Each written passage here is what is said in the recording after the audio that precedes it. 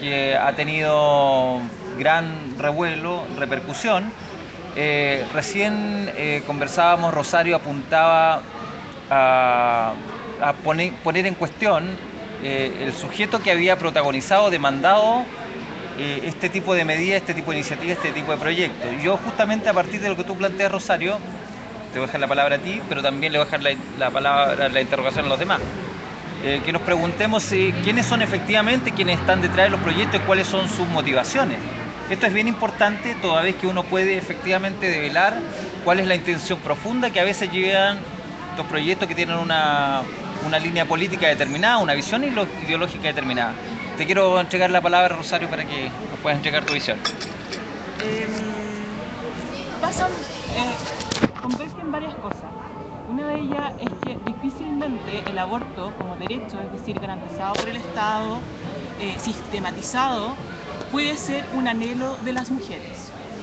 Porque el aborto está relacionado con situaciones que son violentas para las mujeres, ya sea violencia estructural por medio de la falta de oportunidades de desarrollo que se hace incompatible la maternidad con trabajar o con estudiar, eso es lo más común. Y estas situaciones se ven agravadas, por ejemplo, cuando uno tiene un hijo con una enfermedad grave. Entonces, evidentemente, uno puede empatizar con circunstancias que son extremas, pero de ahí a sostener que es un sentir de las mujeres el querer un aborto legalizado, eso es falso, no es efectivo. Porque lo que nos vemos las personas que estamos en contacto con estas realidades, por ejemplo, desde las organizaciones en contra del aborto llevan más de 10 años trabajando, 15 años, con embarazo vulnerable, es que las mujeres no quieren abortar, es que les genera un tremendo conflicto de sufrimiento el aborto y la decisión del aborto. Y de hecho, dentro de nuestra organización tenemos muchas mamás, muchas mujeres que el solo hecho de haber pensado en abortar a sus hijos les genera un sufrimiento hasta años después. Entonces, hay una teorización sobre el derecho al aborto que no se condice con la realidad. Eso por una parte, pero por otra parte, la propuesta del gobierno está enmarcada dentro de lo que es asamblea constituyente, dentro de lo que es una reforma tributaria, dentro de lo que es una agenda de izquierda y dentro de un marco de una crisis política donde se busca la legitimidad en algún sector porque está muy deslegitimada la política partidista. Dentro de esto, no es casualidad que los que estén impulsando este proyecto, primero lo traigo a Michelle Bachelet, recién llegada de ONU Mujeres, que ONU Mujeres tiene una agenda favorable al aborto y de promoción al aborto. Segundo, que los grandes impulsores de este proyecto estén vinculados a una transnacional del aborto. Eso pone en relieve, por así decirlo, que lo que se busca no es el bienestar de las mujeres.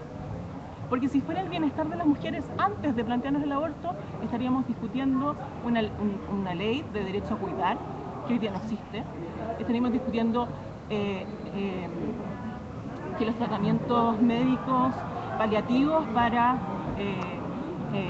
niños que nacen con enfermedades letales fueran efectivos y que fueran asequibles y garantizados. Estaríamos discutiendo también cómo prevenir las agresiones sexuales de manera más efectiva. Hoy día hablé con una fiscal para investigar este tema y dice que no hay psicólogos que atiendan a las víctimas de violación y que incluso ellos terminan pagando consultas particulares cuando hay una niña que esté con riesgo de suicidio. Entonces, si realmente nos importara a las mujeres, estarían los 9.000 millones de pesos que quieren gastarse en este proyecto, metido en el proyecto de acompañamiento, metido en mejorar el SINAME, metido en otras partes. Eso es mucho más prioridad que una ley de aborto que ni siquiera quieren las mujeres. Yo a propósito he escuchado la voz de varias organizaciones pro vida que señalan que justamente las platas que se han contemplado, y esto ya pareciera ser como desequilibrado desde el principio, desde esta visión, porque las platas contempladas para las redes de apoyo, para lo que tú estás planteando, son mínimas en comparación con las platas que podrían dedicarse a promover estas tres causales en particular. O sea, el espacio que ocupan dentro del proyecto y dentro de la preocupación de las políticas estatales, esta red de acompañamiento estaría determinando cuál es la visión que está siguiendo el proyecto, estaría dando luces de hacia dónde va el proyecto. Sí, o sea, lo que se propone con el proyecto de acompañamiento es más que nada una consejería preaborto, porque de partida se desvirtúa un proyecto de acompañamiento que no sea disuasivo. Me explico.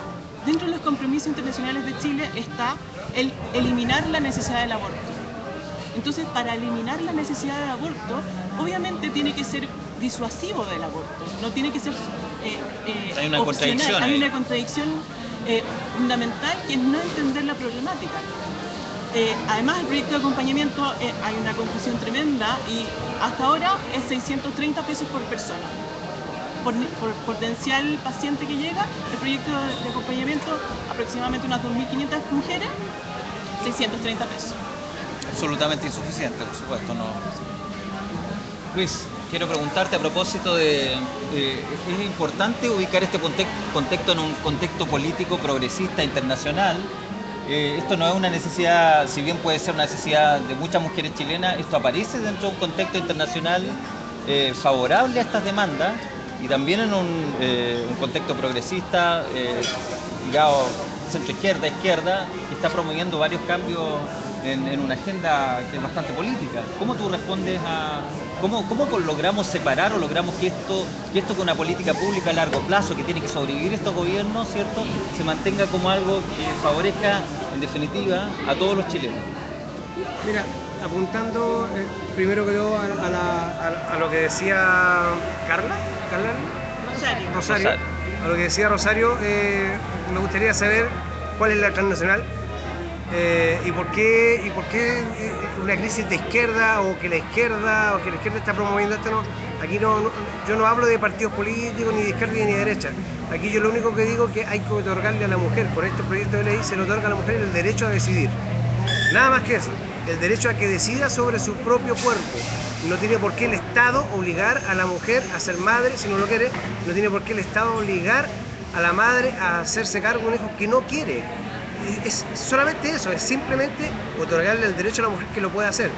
Hablábamos que de años inmemoriales hacia atrás el aborto existe, el aborto clandestino existe, la hepatitis con pata o no me acuerdo qué otra cosa dijiste tú, apendicitis con pata, existe desde hace mucho tiempo.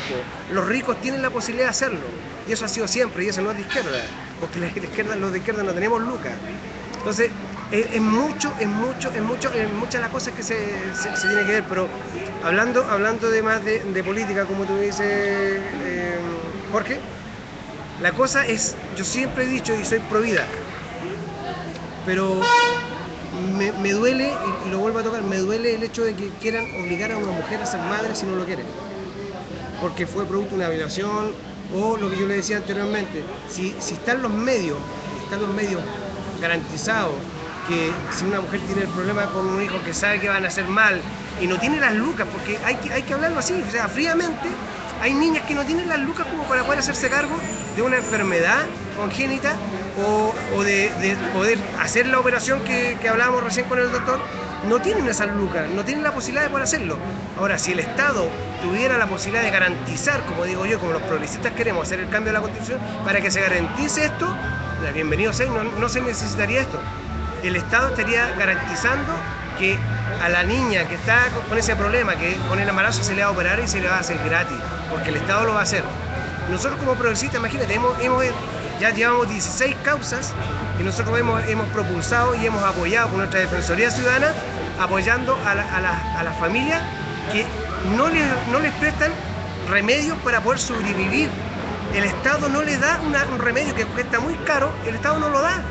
Si tú no interpones un recurso de protección, o sea, tú que eres abogada me puedes apoyar en esto, porque o sea, no puede ser que uno tenga que recurrir a un abogado para que te pueda el Estado brindar el remedio que por obligación debería dártelo, ¿cachai? Eso es que entre todos y la Asamblea Constituyente y los cambios de la Constitución son necesarios precisamente para eso, para poder cambiar y que no tengamos solamente el derecho al acceso a la educación o al acceso a la salud, tengamos el derecho a la salud y el derecho a todos los derechos garantizados, y eso es lo que nos está haciendo hoy en día. Hugo, bienvenido, no te había presentado, estás de vuelta en nuestra mesa. Hugo Gutiérrez, Amplitud. Quisiera escuchar tu opinión respecto a lo que se está discutiendo. Acá se está planteando un proyecto que significa una reforma que para bien o para mal trae consecuencias, trae resultados. Y estas reformas además involucran muchos recursos, mucha gestión humana, y a veces, y ha ocurrido en nuestra historia para atrás, que estas reformas que se hacen con mucha gana, con mucho entusiasmo, no vienen bien planteadas, no vienen bien organizadas, o les fallan los recursos a mitad de camino. ¿Cómo ves tú qué podría pasar de aprobarse un proyecto como este? O sea, a ver, básicamente la gestión que está haciendo el gobierno, el proyecto se presenta en 3 causales, 2 de ellas son exclusivamente por motivos médicos, que se investigan a través de un médico, ya como es la inviabilidad fetal y el riesgo cierto de vida de la madre. Y solamente quedando no dependiente de solamente del diagnóstico médico en el caso de la violación, ya, o de la agresión sexual, porque violación es un término bien peyorativo. Y desde ese punto de vista, el proyecto en estas 3 causales, lo que pretende y lo que está escrito en el proyecto, tal cual textual, es que se contempla el derecho de la mujer para poder decidir qué hacer en estos casos, ¿ya? Los recursos probablemente en una primera instancia van a ser, digamos, solicitados por los hospitales o por los centros médicos que van a tener que generar y realizar estos procedimientos. Ahora hay que tener en claro también que este proyecto, en su letra, en uno de sus articulados, ¿ya? En el Código Sanitario indica que se cambia a que el médico tiene la posibilidad de oponerse en el fondo, o sea, no de oponerse, sino que de no ser partícipe de un aborto, ¿ya? Eso está escrito también en el proyecto, ¿ya? Entonces, por objeción de conciencia. Exactamente. Entonces, el proyecto aborda varias aristas. Principalmente, la discusión hoy día es desde cuándo es persona el cigoto o el embrión que fue fecundado. Desde el momento de la fecundación, desde las 10 semanas, desde las 12 semanas, desde las 14 semanas, en experiencia internacional, en España o en Holanda, fue bastante duro este debate, un debate un tanto bizantino, pero que se tuvo que realizar. Y ese debate aún en Chile no se realiza. Y principalmente el proyecto, a pesar de que efectivamente contempla la posibilidad de generar los espacios que necesitan las mujeres para poder decidir sobre su cuerpo, no está tan claro en el fondo el punto principal, que es por qué esa mujer llega a solo tener la alternativa del aborto. Y ahí se concuerda con Rosario Ojo, que por ejemplo Amplitud está a favor en el fondo de las 3 causales, ¿ya? La apoyó, de hecho fuimos uno de los autores del proyecto a través de la diputada Carla Rubilar, ¿ya? Y la verdad es que la discusión real sobre la vida, sobre la concepción, sobre la fecundación aún no se ha dado en Chile, ¿ya? Probablemente el proyecto se va a aprobar, porque hay de forma, digamos, de forma absolutamente transversal, hay apoyo. El punto es cómo nosotros logramos generar que la mujer tenga como última alternativa un aborto y que tenga más alternativas para poder solucionar un tema, y que en general, pues la experiencia también lo dice, la estadística lo dice, en general en las 3 causales no llegan a un 5% del total de partos no terminados, o sea, de embarazos no terminados.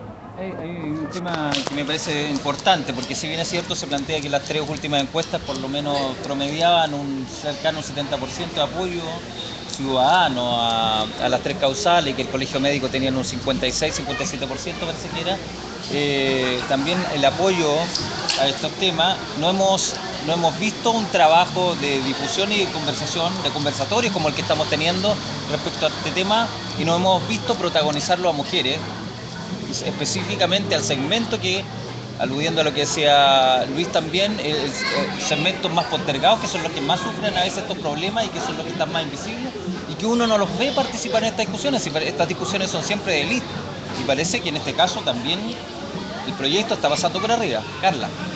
Sí, yo quería comentar esto de que las personas de escasos recursos en el fondo están excluidas, ¿cierto?, de poder acceder a un aborto como lo haría una persona de situación que va a una clínica y paga. Lamentablemente es fácil, entre comillas, practicarse un aborto sin importantes recursos económicos. No por pasar el dato, pero yo recuerdo que se comentaba a nivel de conversaciones familiares que en el campo, ¿cómo se hacía antiguamente en el campo cuando una mujer quería evitar un embarazo? Las mujeres que se dedicaban a la prostitución existían lavativas, ¿cierto?, con aguas de ruda y cosas así. Miren que es económico.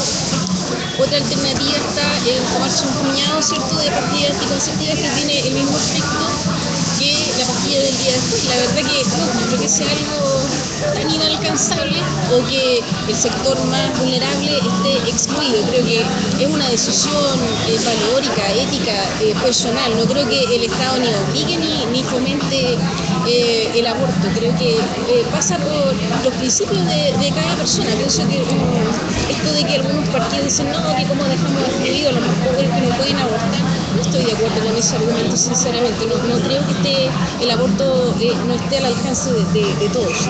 Incluso he conocido jovencitas que practican alguna actividad física violenta y también eso les puede traer como consecuencia abortar su bebé. Yo creo que vale más bien preguntarse ¿cuánto apoya el Estado a la maternidad? Yo creo que esos 9.000 millones de pesos que hablaba Rosario, qué lindo sería que se invirtieran mejor en hogares, que apoyaran como el proyecto Esperanza, que apoyan a la mujer, ¿cierto?, que está en riesgo social, que tiene un embarazo no deseado o en estos otros casos de violación, etcétera, etcétera. Así como lo dice Hugo, creo que el Estado debería preocuparse antes de aprobar, digamos, invertir en esta ley de aborto, en apoyar la maternidad, en que no sea qué triste es que para una mujer la única alternativa, la única salida sea abortar. Creo que como sociedad habla pésimo, como sociedad chilena habla pésimo de nosotros, no puede ser. Pienso que si una mujer que queda embarazada, ¿quién la apoya económicamente? Si está trabajando, cotizando, ¿cierto?, recibe un subsidio, y si no, ¿qué es lo que le garantiza el Estado? El Estado le garantiza muy bien, ingrese al hospital, haga cola y después del parto, ¿qué? Le damos leche, vacuna y qué más. O sea, pienso que para mi gusto es una plata que sería mejor invertida en otras áreas que sí realmente gritan, llaman urgencia, como por ejemplo un expedito sistema, un buen sistema de adopción, porque hoy en día es otra área donde damos lástima. No es necesario ser abogado para saber que hay un mal, lento y caro sistema de adopción. Iván, tú querías... Yo quería responderle al señor Jesús Juárez, ¿se llama? Luis Méndez. Bueno, la transnacional que está involucrada en el proyecto de ley es la International Planned Parenthood Federation, que está vinculada a Planned Parenthood de Estados Unidos. Perdón, ¿puedes repetir el nombre? Porque no... por si... International Planned Parenthood Federation. Okay. Que está vinculado al escándalo de Planned Parenthood de Estados Unidos, su filial. Eso lo voy a contar después. Pero ellos se dedican, es una federación de clínicas abortivas y además es una federación de lobby. Solamente en Estados Unidos tienen ingresos por 1.300 millones de dólares. Con esa plata, además, reciben subsidios por aborto, 500 millones de dólares. Se supone que es una organización sin fines de lucro, pero por lo que se está comprobando en la investigación del Congreso en Estados Unidos, a la cual está sometida por supuestamente infringir la ley,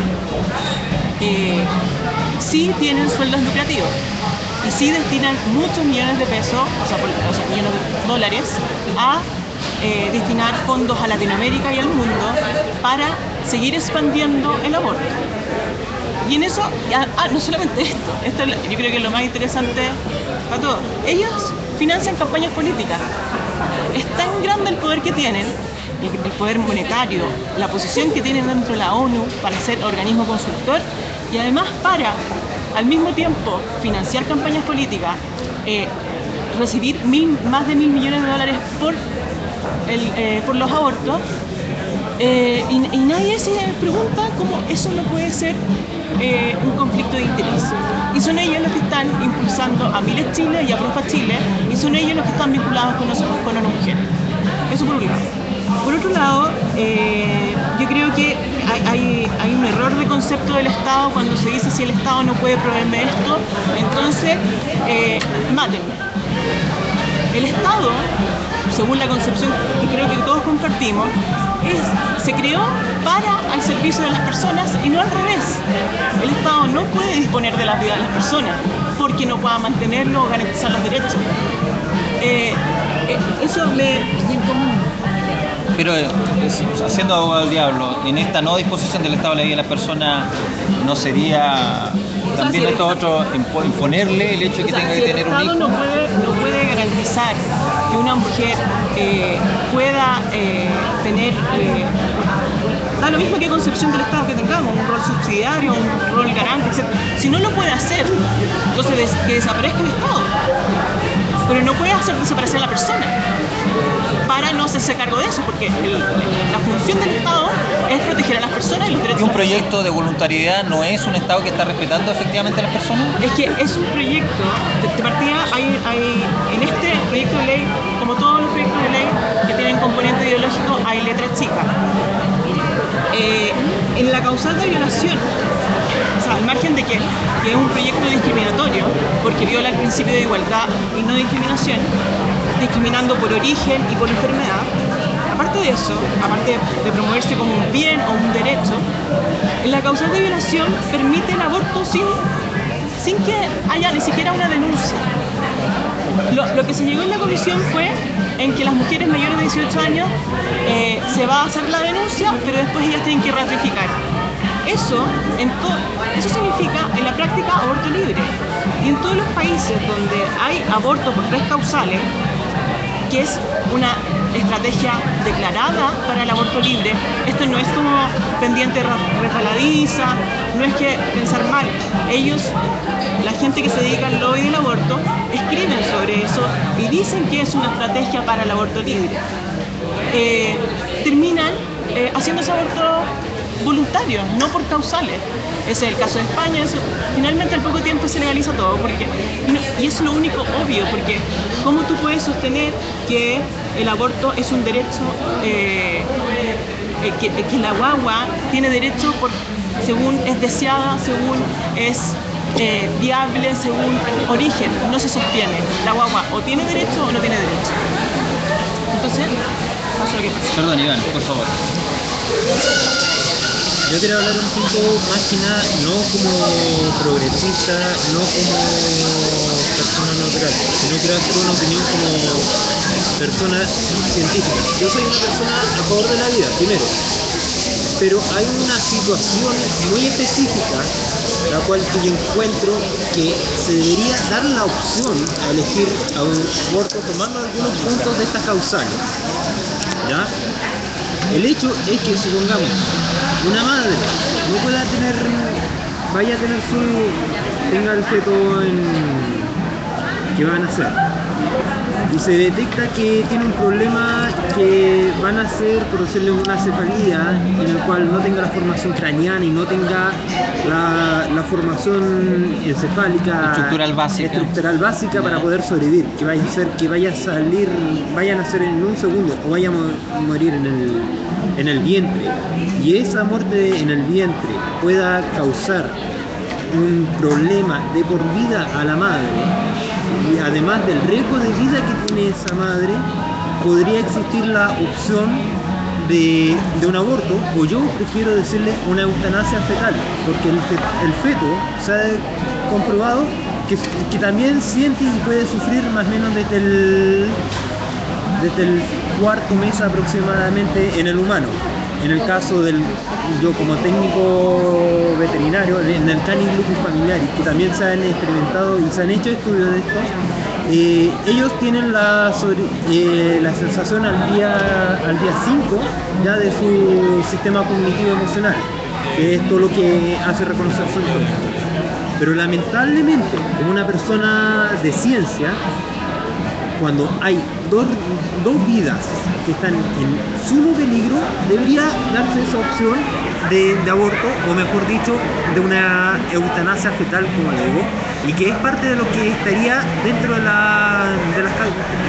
las tres causales, haciendo lamentablemente una mezcla de estas tres partes, porque es un hecho que podría ocurrir, y ha ocurrido muchas veces aquí en Chile.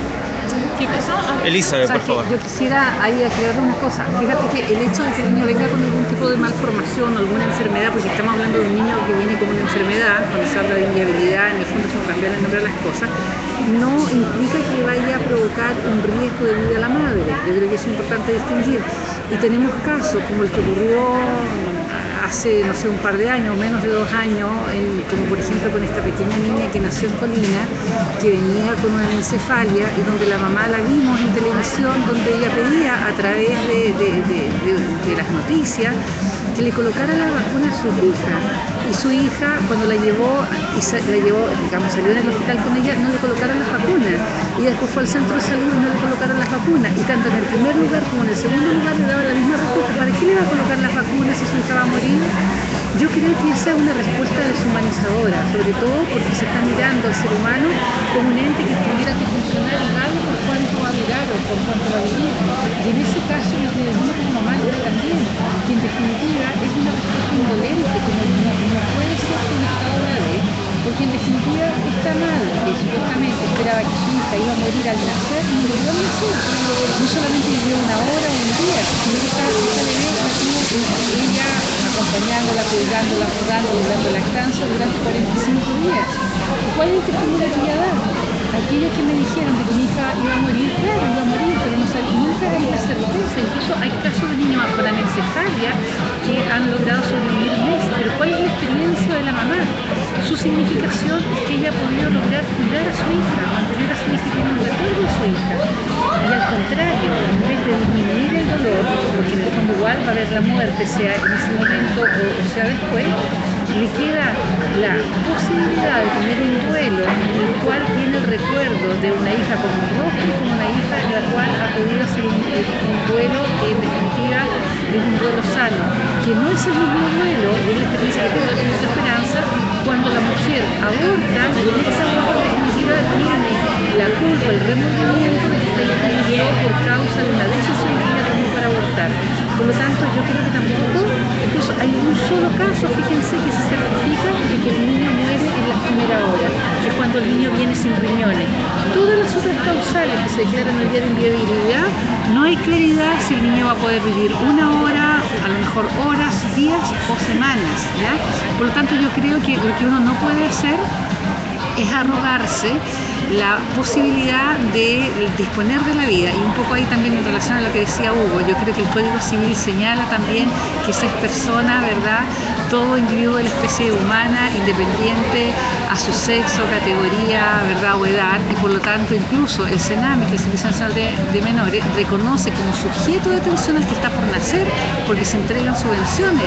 Tenemos incluso el sistema dado por el muy buen sistema por la presidenta Bachelet, el Chile Crece Contigo, donde protege a la primera infancia desde la gestación.